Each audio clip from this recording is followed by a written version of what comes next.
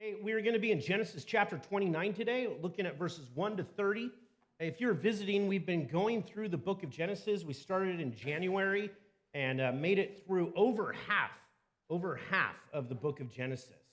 Um, Here's the challenge today, and it's the challenge for any pastor. You know, when I grew up, I was born in 1973, and down in California, and I just remember seeing people at the church down in California. A lot of them had this Bible. I think my mom had one too, and it said right on it, "The Good News Bible." How many of you have ever owned or seen that, the Good News Bible? Yeah. I had to look it up, and as soon as I saw pictures of it on Amazon, it like took me in a time warp back. But it was just a Bible that was really popular back then. And, you know, it's kind of funny because when you look at that, I kind of got this idea like, okay, that's the Good News Bible. I guess other Bibles are just news, and probably some of them could be bad news. I don't know. But the reality is that Bible, the title of it, that translation of the Bible, was trying to communicate that the point of the Bible was good news. Not just news, and we've all experienced that, where you look at news, whether it be in paper or on your phone or computer, where you read it, and it's just not doing anything. It's like, okay, so someone saw a black bear at Clackamas Town Center, and somebody else, got ran over. Okay. I guess that might fit into bad news. But you look at it, it's just kind of news. News is something that has happened in the past, and you're finding out about it. But the Bible is supposed to be good news. That's the word gospel. And so the challenge of every preacher, teacher, is to take the Bible with what it is saying and teach it in such a way where it is actually good news for the listener. And that is the point of the Bible. That's why when you look at the Gospels and you look at the interactions of Jesus with the Pharisees and teachers of the law, he's constantly saying to them, haven't you read? And then he will go on to quote the Bible. And what he is showing in there is that these are religious leaders who, yes, they have read the Bible, but in reading it, they have not actually read it with the right lens. They don't understand it the way it is actually supposed to be understood. That's why at the end of Luke, after the resurrection of Jesus Christ, there are two disciples walking from Jerusalem on the road to Emmaus, and Jesus appears to them. And he starts teaching them while they are walking. And it says that he takes the Bible and he shows them how it is all about what? Him. It's all about him. It's all about the gospel. It's all about his declaration and his victory over the enemy. So, as we read this today, Genesis 29, 1 through 30, how is this good news for us? Well, let's see. That's what we read. Then Jacob went on his journey and came to the land of the people of the east. And as he looked, he saw a well in the field, and behold, 3 flocks of sheep lying beside it. For out of that well the flocks were watered. The stone on the well's mouth was large, and when all the flocks were gathered there, the shepherds would roll the stone from the mouth of the well and water the sheep, and put the stone back in its place over the mouth of the well. Jacob said to them, brothers, where do you come from? And they said, we are from Haran. And he said to them, do you know Laban the son of Nahor? And they said, we know him. That was my emphasis. It's not really there in the Hebrew. I'm just trying to make it more enjoyable. He said to them, is it well with him? And they said, it is well. And see, Rachel, his daughter, is coming with the sheep.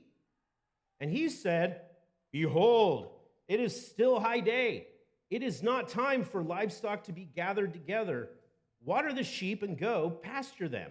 And they said, We cannot until all the flocks are gathered together and the stone is rolled from the mouth of the well. Then we water the sheep.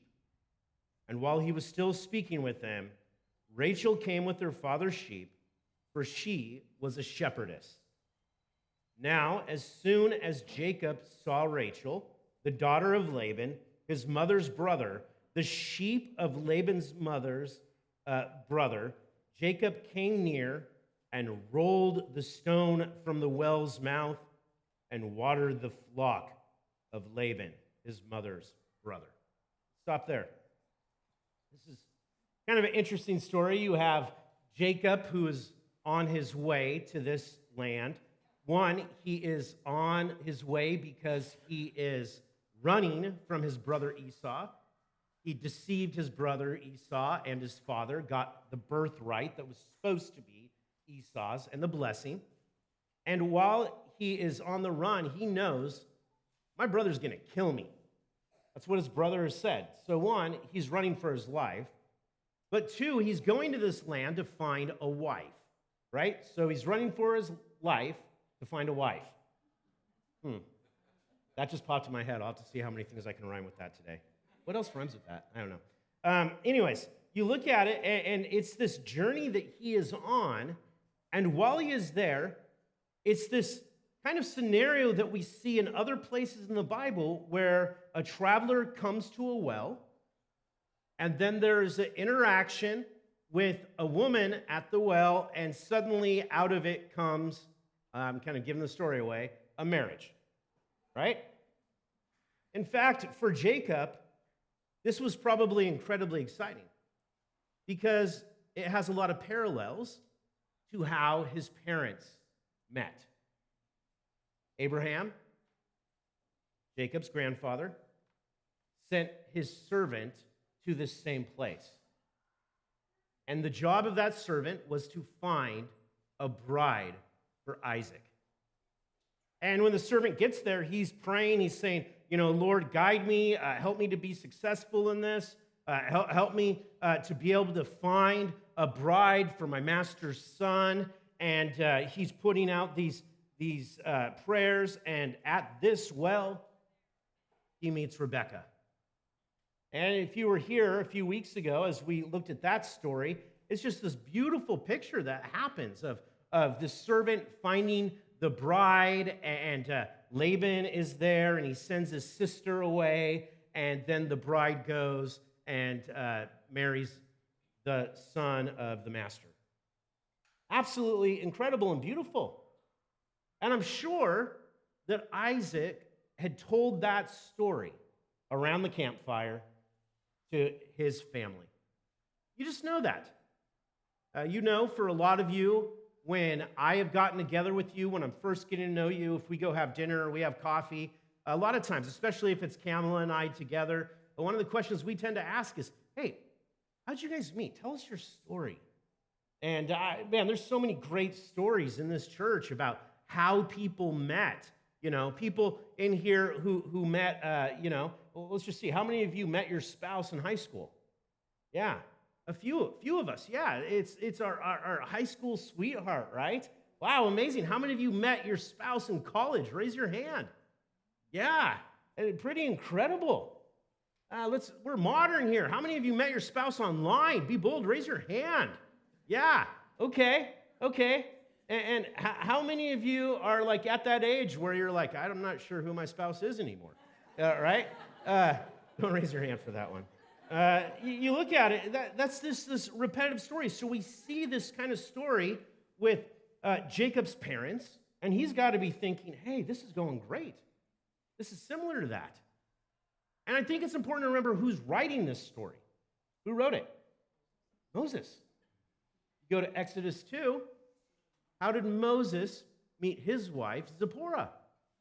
Moses is traveling. He gets to the area of Midian, and suddenly there are some shepherdesses coming out to water the sheep, And there's these men that start trying to abuse them and stuff. And you have Moses come on the scene, and he like rescues them. That is just awesome, right? And it turns out, like, oh, he goes and he meets their father, and they hit it off and stuff. And so Moses, who's writing this, met his wife while they were watering sheep. Isn't that awesome? It's just this repetitive theme that happens and in other places in the Bible. This is looking great. And think about Jacob. I mean, you have Moses, who's like getting rid of all these marauders or these other guys who are abusing Zipporah and her sisters. And that's, you look at this, when it comes to this story, you have the men that are shepherds, and the text says that the men would go out and together they would move the stone away from the well so that they could get water, and then they'd put the stone back. So what does Jacob do when he sees Rachel? All by himself. Did you catch that? All by himself. He's like flexing. He's going over. He's like, oh yeah, watch this. And he's the man right here. This is awesome. Verse 11. This is, before I read this, let's put this in context. People in this culture would greet each other not by shaking hands, but how? Okay, just to put it in context, they're not moving fast. Verse 11. Then Jacob kissed Rachel and wept aloud. That is a weird verse. He just met her. He kisses her and starts weeping. And Jacob told Rachel that he was her father's kinsman and that he was Rebekah's son. And she ran and told her father. As soon as Laban heard the news about Jacob, his sister's son, he ran to meet him and embraced him and kissed him and brought him into his house. And Jacob told Laban all these things. And Laban said to him, surely you are my bone and my flesh. And he stayed with him a month. Then Laban said to Jacob, because you are my kinsman, should you therefore serve me for nothing? Tell me, what shall your wages be?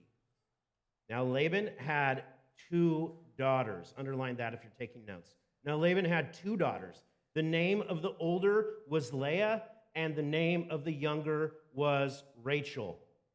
Leah's eyes were weak, but Rachel was beautiful in form and in appearance.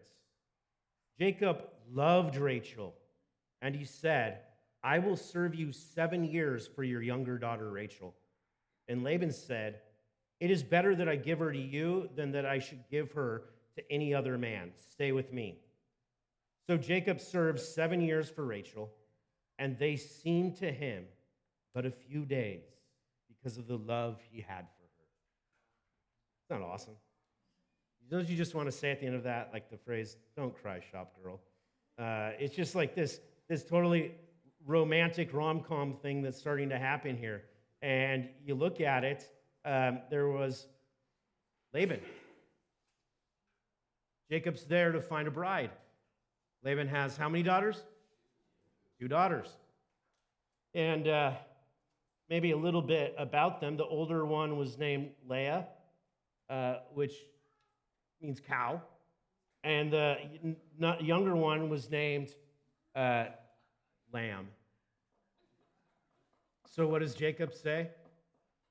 I don't want the heifer. Give me the cute little lamb. That's basically, you look at this and you feel bad for this older daughter, right? Can I just say, if any of you young parents name your daughter Heifer, I will personally beat you.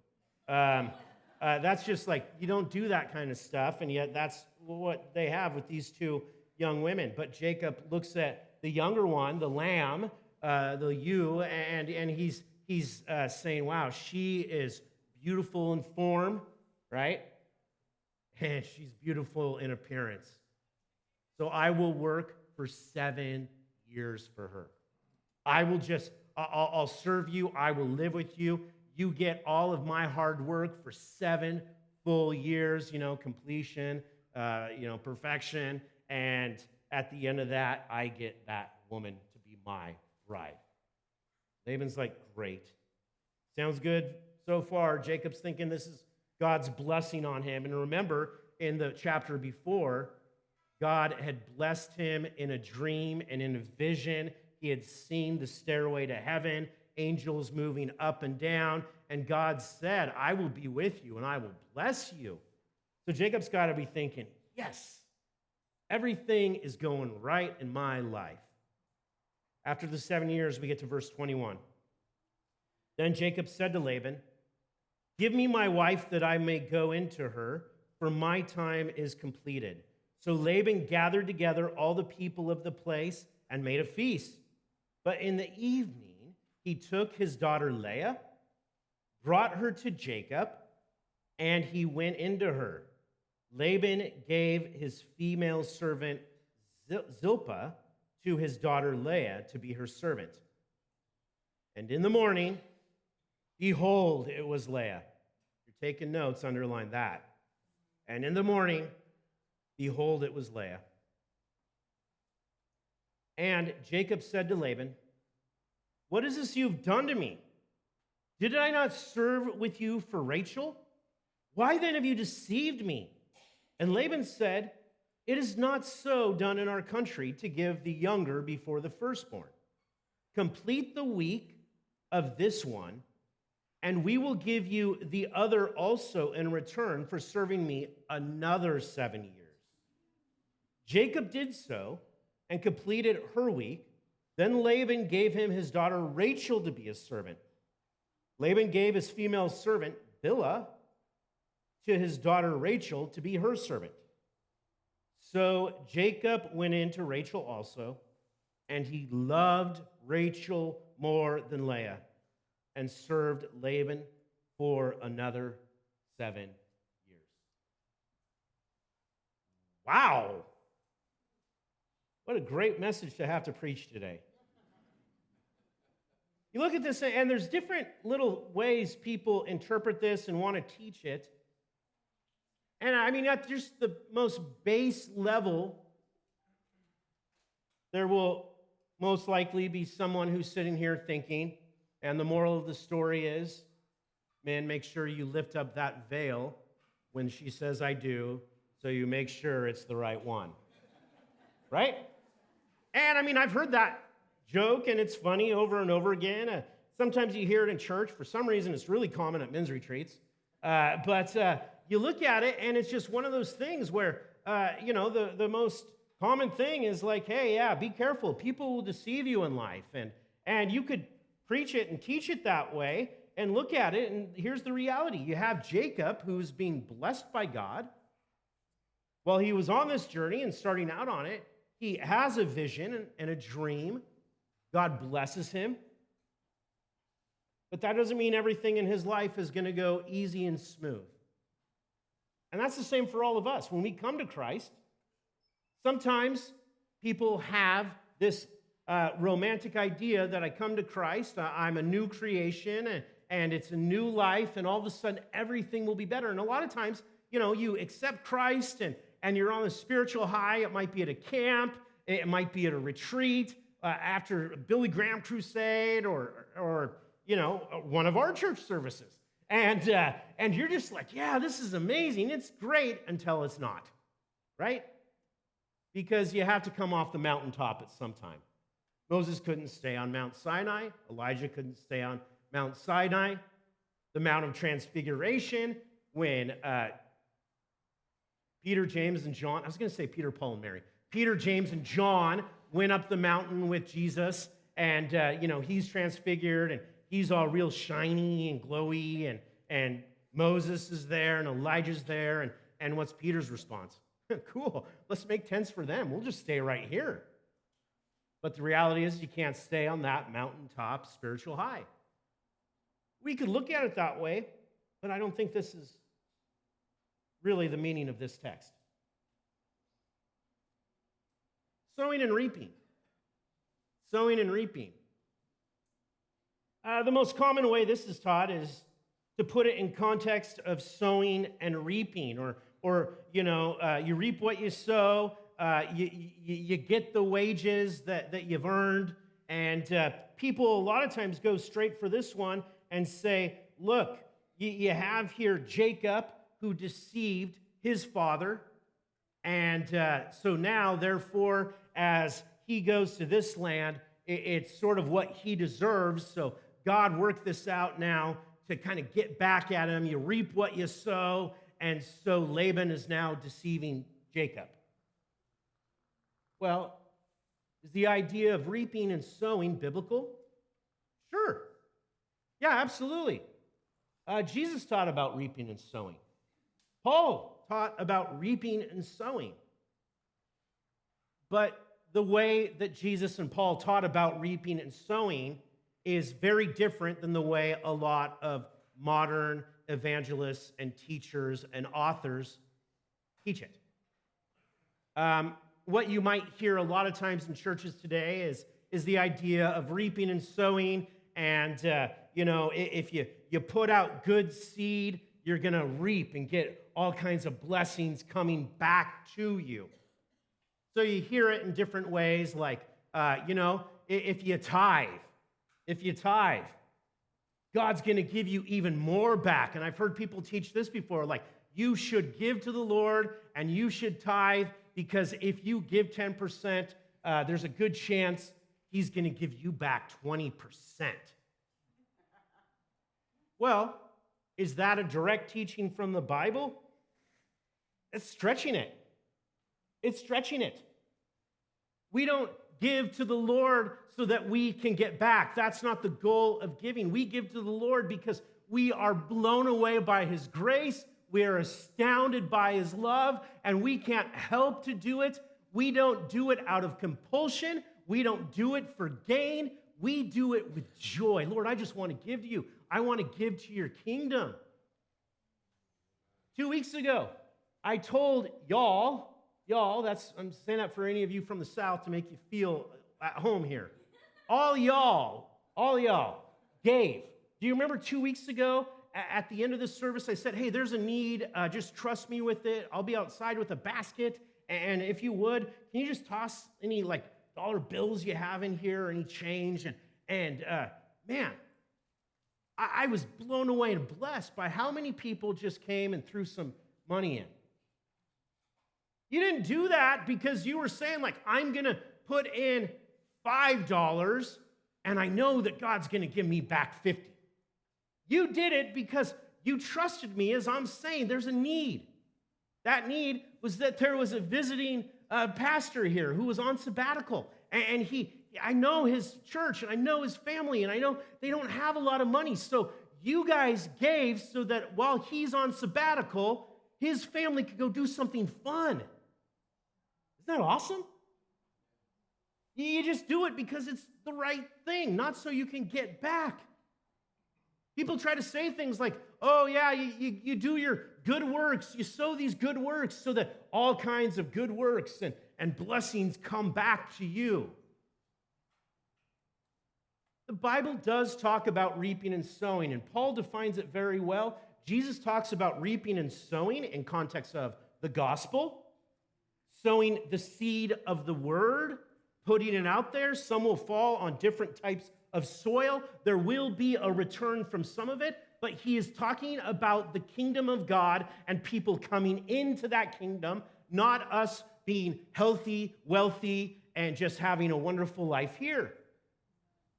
If you look at the way Paul talks about it in 1 Corinthians and in Galatians, between those two books, as he talks about reaping and sowing, he's talking about it, one, in the form of the gospel, two, in the form of, hey, if you do good works, you're sowing, but not so that good works come back to you, so that people see your good works and what? Glorify God. That's what happens. And the third way that Paul defines it is giving to the church, and that you're going to see something reaped from that. And again, it has to do with his kingdom. The idea that we reap what we sow, well, let's think about this. Did anybody sow better works than Jesus Christ? No. How'd that work out for him? He ended up lied about, arrested, beaten, hung on a cross to die.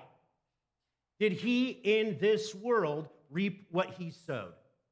No. It was in the world to come. How did that work out for Peter, for John, for Matthew, for Paul, for Barnabas? You go down the list.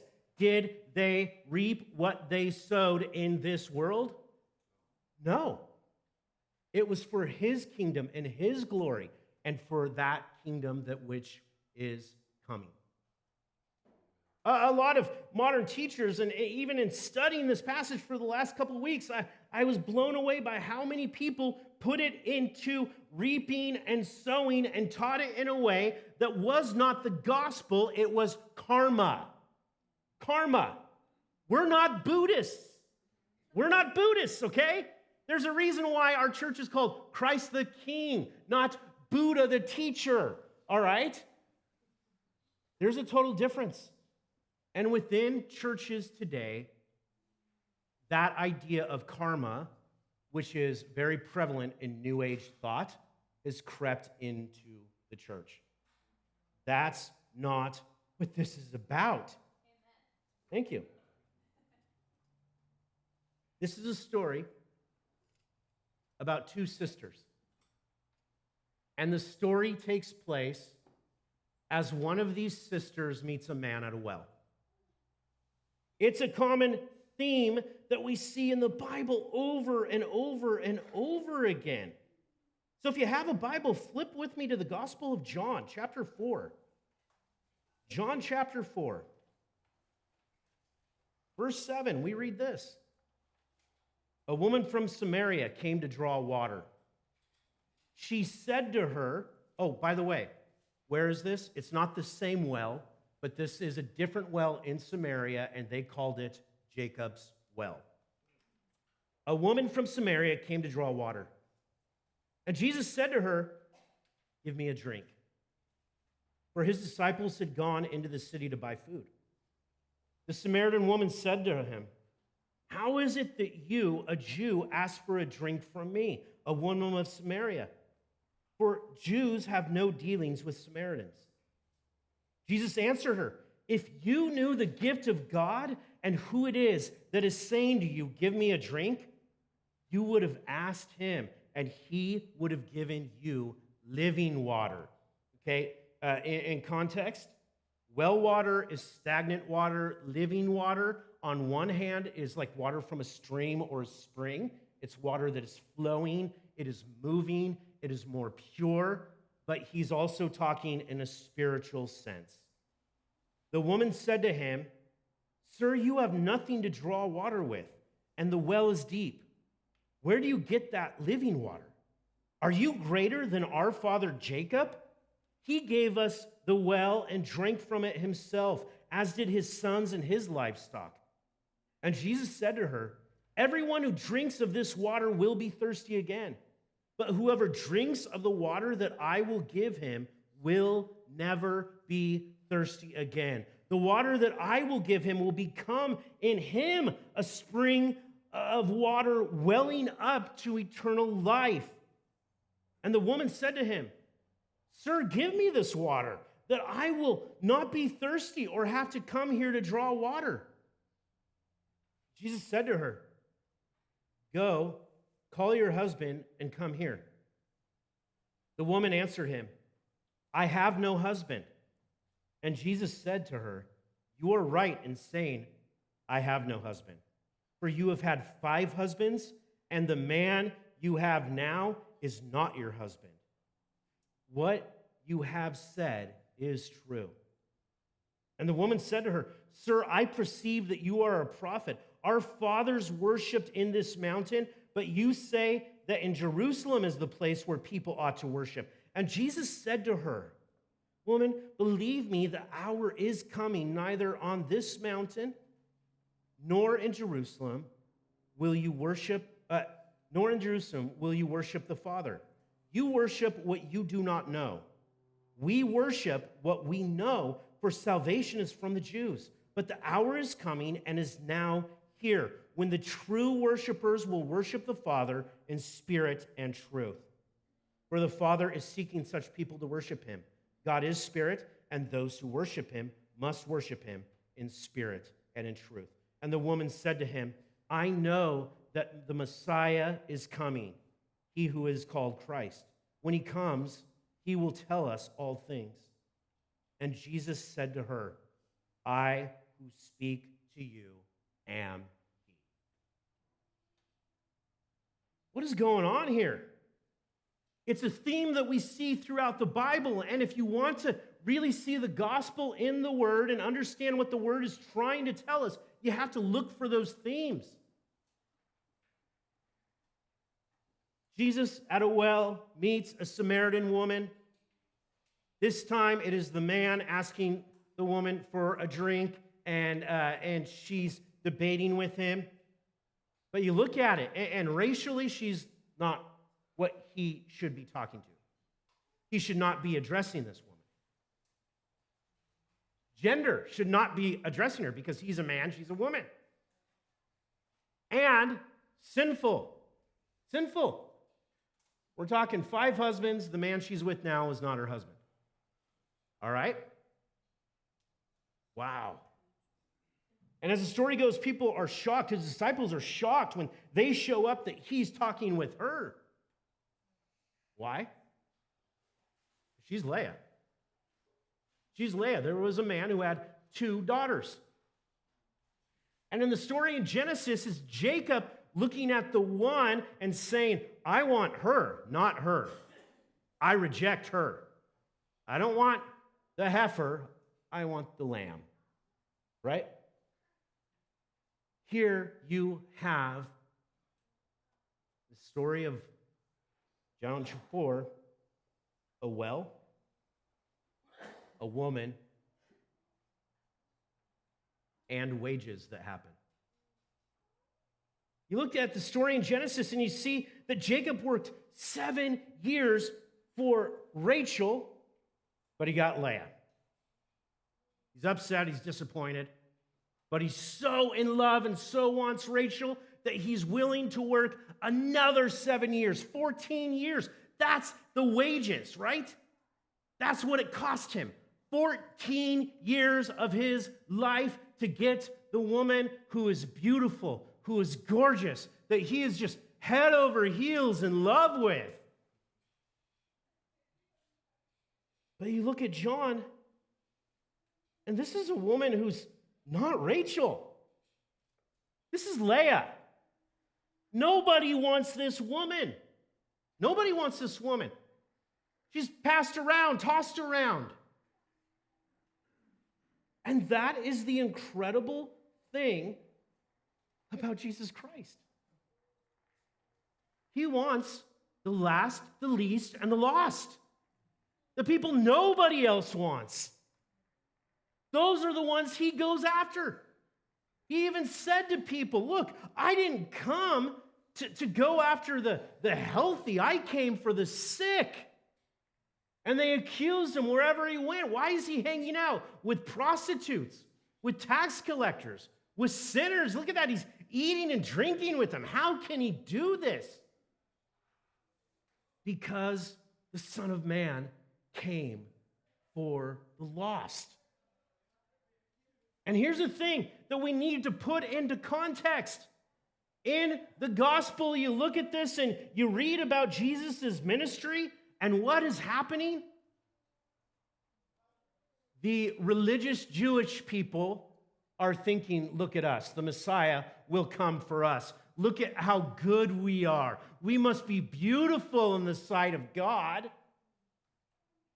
And yet when the Messiah came, he didn't come for the religiously beautiful. He came for those who were spiritually broken. Brothers and sisters, can we understand this? We're not Rachel. We're Leah. We're Leah. That's why in 1 Corinthians, Paul looks at the church and he says, think about it, let's be honest. By worldly standards, none of you are much. You're not the wealthy, you're not the wise, you're not the powerful. but Christ came for you. And the beauty of it is, he knowingly went after those who were Leah. Knowingly, not deceived, not tricked, but saying, I want her. And that's who the church is. And you want to know what's even more incredible? By his death, burial, and resurrection, when we by faith step into his kingdom, we are a new creation. So that Leah becomes Rachel.